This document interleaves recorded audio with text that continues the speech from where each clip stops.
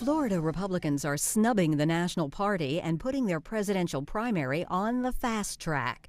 Florida's primary will now be held at the end of January.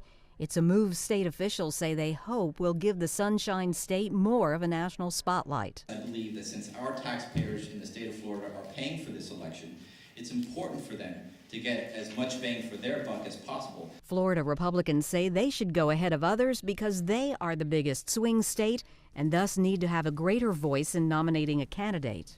It will get more attention for the state, more media attention, more attention from the candidates, and make them more influential in the process. However, by moving up their primary date, Florida is also affecting how the candidates run and could help those with the deepest pockets. Whoever has the most money is going to be at a big advantage anyway, but this would make it even more so. It would make it harder for a second-tier candidate to do well in some early contests, catch on and build momentum, because all of a sudden you're going to have so many states voting right in a row, they may not have the resources to campaign in all those states at once.